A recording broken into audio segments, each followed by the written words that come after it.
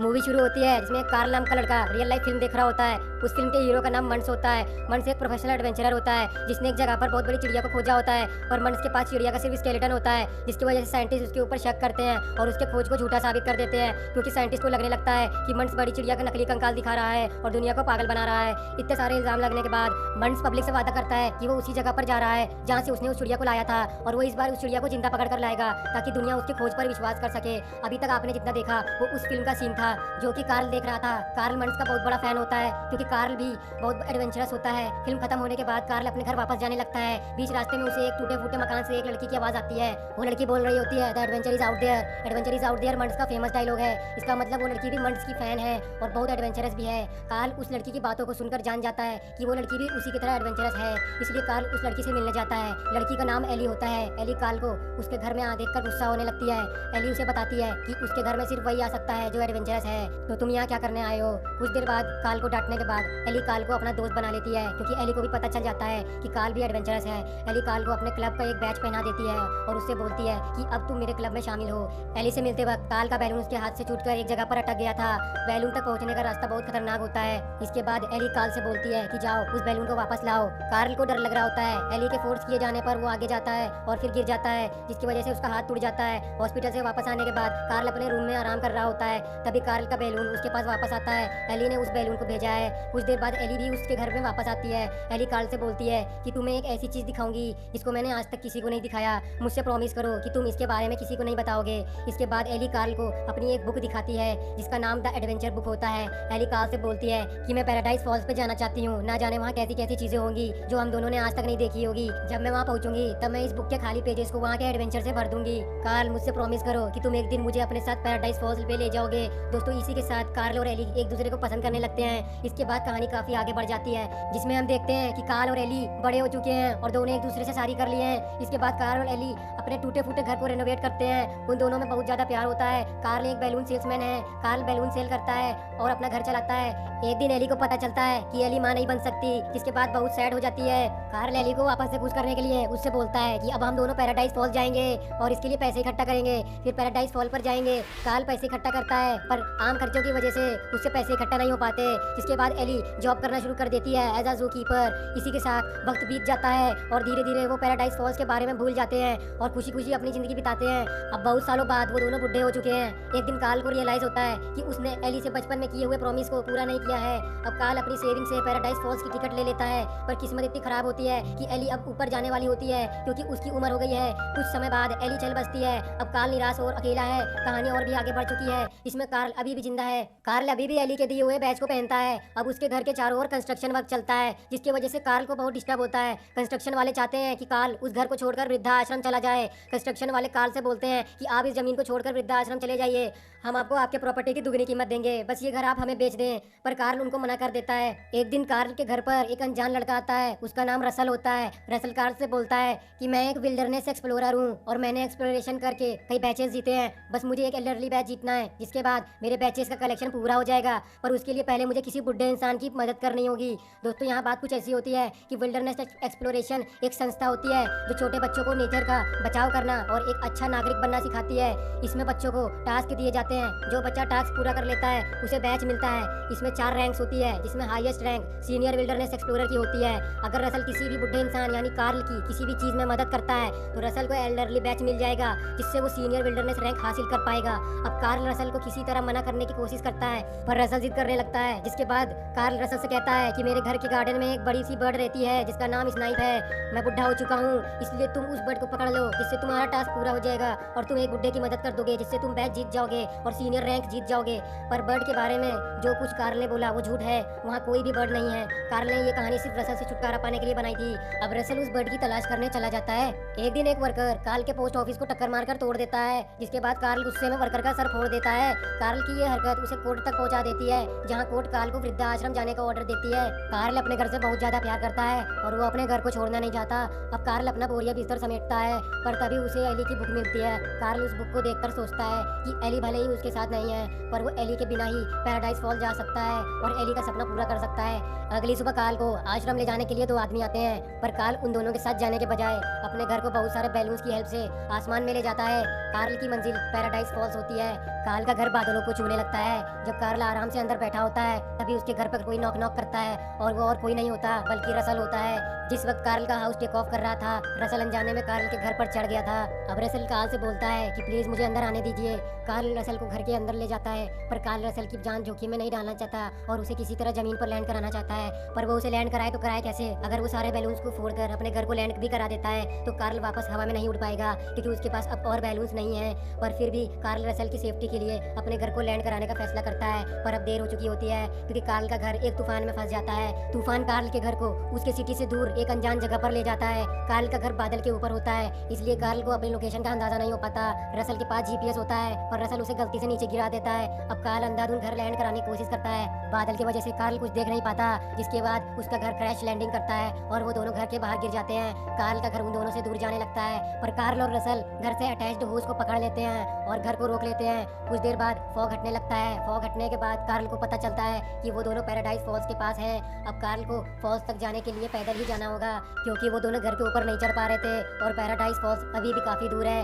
Walking के हिसाब से। अब वो दोनों फॉल्स की तरफ जाने लगते हैं। तभी हमें वहाँ के जंगल का सीन दिखाया जाता है, जहाँ एक बड़ी सी चिड़िया 3 कुत्तों से बचकर भाग रही होती है। उस चिड़िया को पकड़ने के लिए वहाँ बहुत सारे जाल भी लगे होते हैं, जिससे हम ये पता लगा सकते हैं कि उन कुत्तों के अलावा कोई इंसान भी उस चिड़िया को पकड़ना चाहता है। जिस वक्त वो तीनों कुत्ते चिड़िया को पकड़ने वाले होते हैं, उसी वक्त कार्ल की कान की मशीन से आवाज आने लगती है, जिसकी वजह से वो तीनों कुत्ते डिस्टर्ब होकर चिड़िया का पीछा करना छोड़ देते हैं। यहाँ बगल में ही कार्ल रेस्ट करने के लिए रुक जाता है, जिसके बाद रसल जंगल को एक्सप्लोर करने के लिए निकल जाता है। वहाँ उसे वही चिड़िया मिलती है। रसल उसे चॉकलेट देकर अपना पालतू बना लेता है। रसल उस चिड़िया का नाम केविन रख देता है। रसल को लगता है कि केविन वही चिड़िया है जिसके बारे में कार्ल ने उसे बताया था।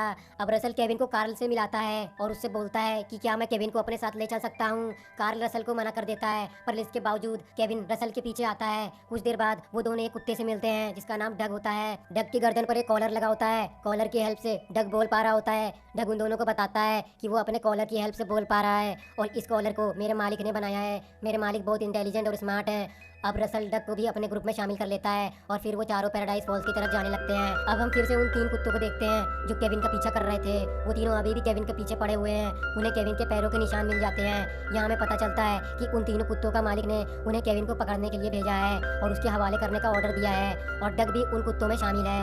वो तीनों कुत्ते कॉलर की हेल्प से डग से बात करते हैं। डग उन तीनों को बताता है कि केविन उसके साथ ही है और डग केविन को मालिक के हवाले कर देगा। उसी वक्त उन तीनों कुत्तों को पता चलता है कि डग के साथ कुछ इंसान भी हैं, जिससे उन तीनों को डग पर शक होने लगता है और वो डग को ट्रैक करने शुरू कर देते हैं।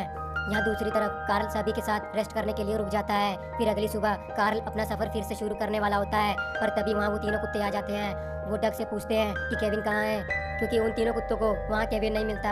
डग उन तीनों कुत्तों को बताता है कि वो केविन को कल फिर से ढूंढ लेगा, अभी वो कहीं भाग गया है।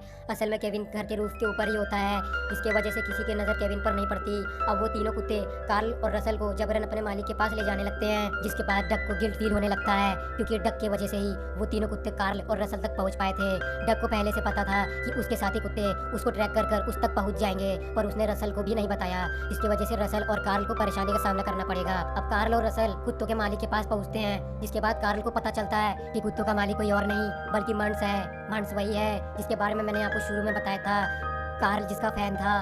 मंस के पास बहुत सारे कुत्ते होते हैं जिन्हें देखकर कार्ल और रसल डर जाते हैं। मंस के कुत्ते उन दोनों को जान से मारने वाले होते हैं, पर मंस अपने कुत्तों को रोक लेता है और कार्ल से फ्रेंडली तरीके से बात करता है। कार्ल मंस को बताता है कि कार्ल मंस का बहुत बड़ा फैन है। इसके बाद मंस कार्ल और रसल को अपने जहाज पर इनवाइट करता है, जहाज के अंदर ले जाता है और वहाँ ले जाकर मंस उन दोनों को कई अजीब क्रिएचर्स के स्केलेटन दिखाता है। मंस उन दोनों से बोलता है कि मैंने इन सभी क्रिएचर्स का शिकार किया है और मैं इन सभी क्रिएचर को दुनिया के आगे पेश करूंगा, ताकि जिन लोगों को मुझ पर विश्वास नहीं था उनको मेरे ऊपर विश्वास हो जाए। अब मंस उन दोनों को डिनर कराता है। उसी वक्त मंस उन दोनों को उसी चिड़िया का कंकाल दिखाता है जिसको साइंटिस्ट ने नकली साबित कर दिया था, और मंस अपनी सच्चाई साबित करने के लिए वापस यहाँ आया था। मंस उन दोनों को ये सब बताता है कि उसने उस चिड़िया को जिंदा पकड़ने के लिए हजारों कोशिशें की, पर वो अभी तक चिड़िया को पकड़ नहीं पाया है जिंदा। इसके बाद रसल मंस को बताता है कि उसने सेम वैसे ही चिड़िया को पकड़ा है और अपना पालतू बनाया है और वो चिड़िया उसी के साथ रहती है। ये सब सुनने के बाद मंस पागल की तरह बिहेव करने लगता है। मंस उन दोनों से कहता है कि वो केविन को उसके हवाले कर दें। कार्ल मंस को बताता है कि केविन उसके पास थी, पर अब वो भाग चुकी है, अब वो उसके पास नहीं रहती। मंस केविन को हासिल करने के लिए कुछ भी कर सकता है, क्योंकि उसने अपनी पूरी लाइफ इस जंगल में बिता दी थी ताकि वो सिर्फ उस चिड़िया को पकड़ पाए, वो भी जिंदा। कुछ देर बाद मंस केविन को कार्ल के घर के ऊपर बैठे हुए देख लेता है, जिसके बाद मंस को पता चल जाता है कि कार्ल उसे झूठ बोल रहा है। अब मंस और कार्ल दोस्त से दुश्मन बन चुके हैं। इसके बाद कार्ल और रसल वहाँ से भागने लगते हैं। मंस अपने कुत्तों को उन दोनों को पकड़ने के लिए पीछे भेज देता है, जिसके बाद बहुत सारे कुत्ते उनके पीछे लग जाते हैं। डग अपने गिल्ट को दूर करना चाहता है, इसलिए वो कार्ल और रसल की हेल्प करने लगता है। बीच में केविन भी आ जाता है। एक जगह पर उनके सामने एक खाई आती है। केविन उस खाई को पार कर लेता है, जिसके बाद सारे कुत्ते खाई में गिर जाते हैं और उनका पीछा करना बंद कर देते हैं। पर केविन को खाई पार करते वक्त चोट लग गई थी, जिसकी वजह से वो चल नहीं पा रहा था। केविन फीमेल होता है और उसके बच्चे भी हैं जो कि उसको पुकार रहे होते हैं। केविन अपने बच्चों के पास जाना चाहता है, पर केविन अब चल नहीं सकता। इसके बाद रसल और कार्ल केविन को मरहम पट्टी करते हैं और केविन को उसके बच्चों के पास ले जाना शुरू करते हैं। यहाँ दूसरी तरफ कुत्ते वापस मंस के पास आकर उसको बताते हैं कि कार्ल, रसल और केविन उनके हाथ से निकल गए हैं और डग ने भी उन्हें धोखा दे दिया है। अब मंस को याद आता है कि उसने डग को कॉलर दिया था, जिसकी हेल्प से वो डग को ट्रैक कर सकते हैं और केविन तक पहुंच सकते हैं। यहाँ दूसरी तरफ कार्ल और रसल डग के साथ केविन को उसके बच्चे के पास पहुंचाने वाले होते हैं। वो केविन को उसके बच्चों तक पहुंचाने ही वाले होते हैं कि तभी वहाँ मंस आ जाता है। मंस कार्ल के घर पर आग लगा देता है और केविन को जबरन अपने साथ ले जाता है। कार्ल केविन की हेल्प नहीं करता, क्योंकि कार्ल अपने घर को जलने से बचाने को ज्यादा प्रायोरिटी देता है। रसल कार्ल से पूछता है कि आपने केविन को क्यों नहीं बचाया। कार्ल रसल को बताता है कि उसे केविन से कोई मतलब नहीं, वो सिर्फ यहाँ अपनी वाइफ एली के प्रॉमिस को पूरा करने के लिए आया था, ना कि केविन को बचाने के लिए। और वो अब सीधा पैराडाइज फॉल्स की तरफ ही जाएगा, भले ही वहाँ तक पहुँचते हुए उसकी मौत क्यों ना हो जाए। कार्ल डग को भी बुरा भला बोलता है, जिसके बाद डग कार्ल को छोड़कर कहीं और चला जाता है। लगातार चलने के बाद कार्ल और रसल पैराडाइज फॉल्स तक पहुँच जाते हैं। वहाँ पहुँचने के बाद कार्ल अपने घर के अंदर बैठ जाता है। कुछ देर बाद वो एली की बुक को उठा लेता है। कुछ पन्नों को पलटने के बाद वो बुक को बंद करने जा रहा होता है, क्योंकि कार्ल को लगता है कि उस पन्ने के आगे एली ने कुछ भी नहीं लिखा होगा, क्योंकि एली पैराडाइज फॉल्स पे आने से पहले ही मर गई थी। पर ऐसा नहीं था। एली ने भले ही बोला था कि वो बुक के आगे के पन्नों को पैराडाइज फॉल्स की एडवेंचर से भरेगी, पर असल में एली ने आगे के पन्नों को कार्ल के साथ बिताए हुए समय से भरा था। एली ने आखिरी समय में लिखा था, thanks for the adventure, now go have a new one. इसका मतलब एली के लिए कार्ल के साथ बिताया हुआ समय ही एडवेंचर था। ये सब जानने के बाद कार्ल बहुत खुश हो जाता है। कार्ल एली की आखिरी मैसेज को समझ लिया होता है और वो अब किसी नए एडवेंचर की तलाश में है। थोड़ी देर बाद कार्ल रसल से बात करने जाता है, पर रसल बैलून्स की हेल्प से केविन को बचाने के लिए निकल जाता है, अब वो भी अकेले। इसके बाद कार्ल अपने घर से सारे सामान निकाल देता है ताकि उसका घर फिर से उड़ पाए। कार्ल केविन और रसल को बचाने के लिए रसल का पीछा करता है। कुछ देर बाद कार्ल डग को भी अपने साथ ले लेता है। यहाँ दूसरी तरफ रसल मंस के जहाज पर पहुंच जाता है, पर मंस रसल को एक चेयर पर बांधकर जहाज से नीचे फेंकने लगता है। कार्ल सही समय पर आकर रसल को बचा लेता है। इसके बाद कार्ल और डग केविन को मंस के जंगल से बाहर निकालने जाते हैं।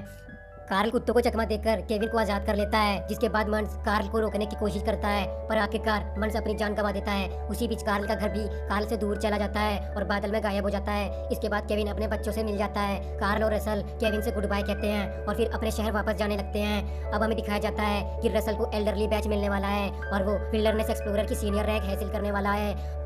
पर रसल को बैच पहनाने के लिए उसके पिता वहाँ नहीं आए होते।